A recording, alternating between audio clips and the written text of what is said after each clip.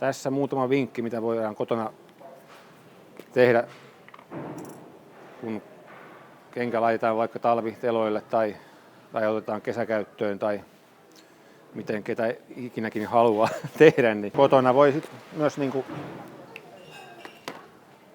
tehdä tällaista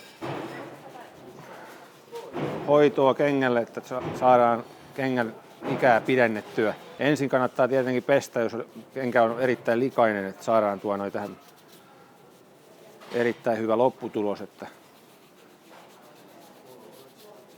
tämä myös hylkii sitten vettä hieman. Sitten myös kotioloissa on hyvä käyttää tällaista kenkälusikkaa. Kun laittaa kengän jalkaa, niin se säästää tätä takavuorta, ettei takavuori rikkoonnu. Pohjat on myös hyvä putsata ja siivota ennen kuin laittaa kaappiin, ettei kaappi rikastu.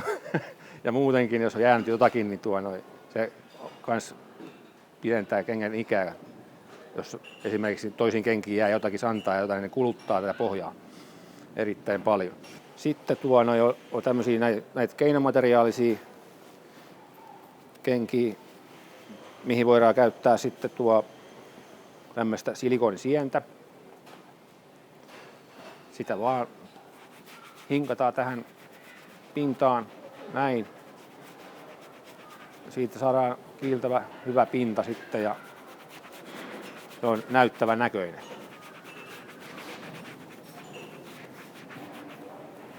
Tämä voi myös laittaa tähän vetoketjuun. Ollaan käytetty niin kuin tässä. Se tekee niin kuin liukkaammaksi ton vetimen, kun laittaa tuohon ketjuun sitä.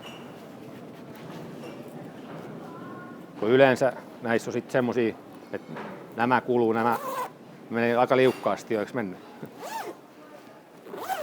Jos kotikonstit ei enää riitä, niin tule suutarille ja hoida kenkäsi kuntoon, saat melkein uuden veroiset kengät takaisin.